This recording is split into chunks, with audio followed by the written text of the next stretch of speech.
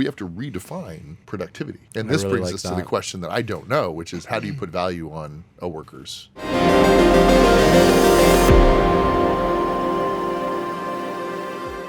My big question is how much of that also had to do with labor, right? Because if you make something super efficient, like I know that there are ports throughout the world that are much more efficient than our ports in LA. I mean, that was made very clear during the pandemic. You've got, I think it's Nigeria that has this like 24/7 running, almost automated port that's like supposed to be amazing.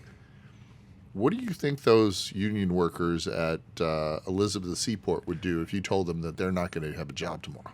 And how many jobs would be out too, right? Yeah. Maersk, big, the biggest, I believe, yeah. right? Yeah. So there's probably some consideration there as well. Yeah, right? that's a good point. So maybe the technology was perfectly fine, and they'll find a way to integrate it slowly over time. Yeah. Or just like what you guys were talking about before. Zuck finally said, "Hey, you know what? We're firing a bunch of people." Everyone got happy, and then everyone else used it as an opportunity. It was like, we didn't do it. They told us to do it, so we're firing people too. Google, everyone, all these big companies that have all this fat. That are trimming that fat. Now they have an opportunity to. Yeah, that was the thing. And this is, I've got a buddy that's in the talent and recruiting space, and he said that what was going on, how these companies got so fat, is they were offensively hiring talent. They were soaking up all the talent in given sectors so that their competition couldn't have it. And so they had all these people that were doing projects. When was that? It's been like the last 10 years. Yeah. And today, I don't know if you heard about it today, but the IBM basically took a hiring freeze, and they said we're putting a hiring freeze on everybody that it may be that AI may affect. But it's like every day another big company. It's not. It's not even. It's like the new normal, And I think. Look, unless you're affected by it directly, which many people are, right? I don't want to discredit that. It's a horrible thing, but at the same time, like.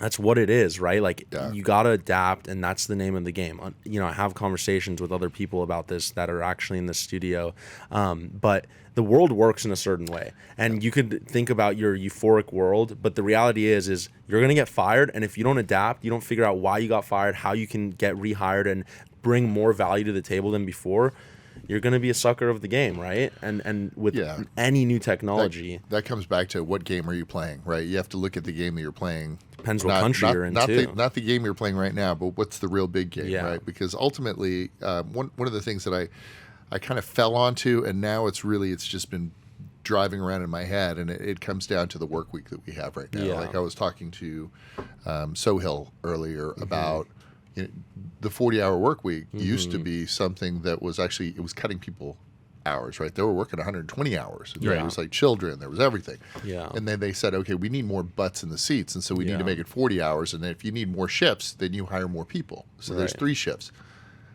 Do you really need 40 hours to do your job every day? No. Or are you sitting around playing your videos, looking at cat videos? Yeah. Look at what happened with Twitter. With technology now. With AI, it's going to be even more efficient. Maybe the number goes down. Like it's not a bad thing. We have I'm managing money. I'm a discretionary asset manager.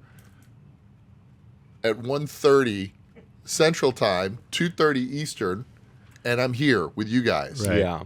Because I have access to everything, to the portfolio right here. Everywhere, Right? Yeah. So maybe That's a great point. Maybe the change now is that we remove this hourly thing and we do it based on production. Maybe we do it based on something else.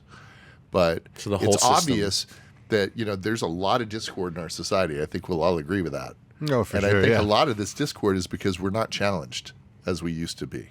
Right, we have more time to complain about the stuff that we're doing. Meanwhile, 100 years ago, we'd be out in that field making our own food, or doing something, and technology helped us.